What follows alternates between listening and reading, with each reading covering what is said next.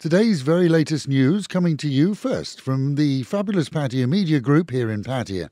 And if you could like and subscribe, that would be amazing. Thank you. All vehicles used for public transportation have been ordered to be tested, with the end of this month as the cut-off date for private hire buses, vans and minibuses operating in the capital, and all others by the end of November. The testing is offered at no charge and comes as a direct result of the recent school bus tragedy. This follows another announcement earlier this week from the DLT advising the Education Ministry to avoid using gas-powered coaches unless there's proof of a new safety check.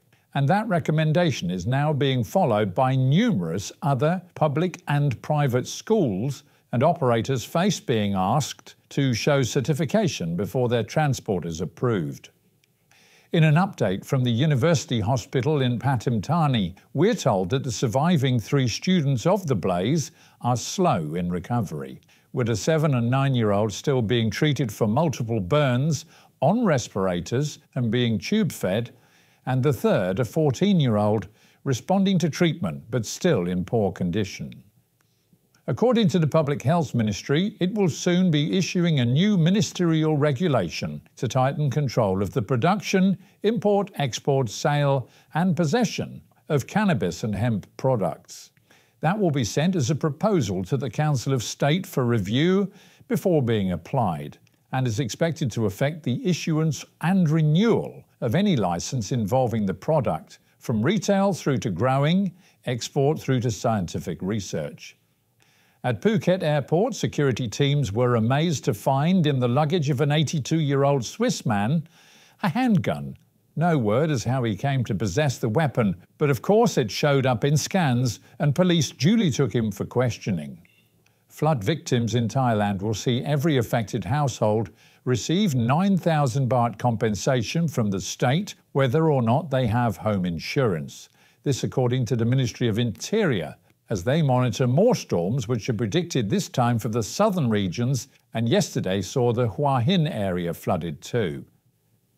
And in Udon Thani, onlookers were amazed to see an Indian woman slowly removing her clothing in front of police officers. It seems that the owner of a local bike shop called police to report that she'd stolen 3,000 baht from him. The 23-year-old denied the claim, and then, to prove that the complainant was lying, began to undress to show that indeed she didn't have the cash. Persuaded to retire to a more private area, the search was completed and no money found. Meanwhile, at home and in Pattaya, 3 locals are in custody after using fake ID to collect money in the name of the local Department of Provincial Administration. Reported by the public, they'd used fake IDs and in one case a uniform to persuade business people to donate. Actually a common issue here, with fakers often claiming to be from the fire department and even the police, but this time the trio were duly nabbed and charged. Foreigners and Thais were being questioned last night after a raid on a home being used as a gambling house.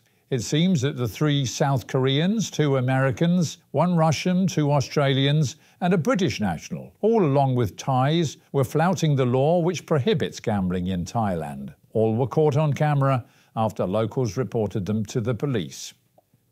And one of a group of Indians learned the hard way not to grope local women or assume that all have a price on their bodies. This as emergency services and police rushed to the beach where the group of Indians had asked a gathering of local ladies to pose for photographs with them.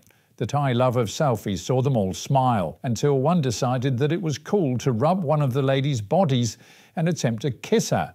That didn't go down too well with her husband, who was also a part of the group, and duly beat the Indian severely.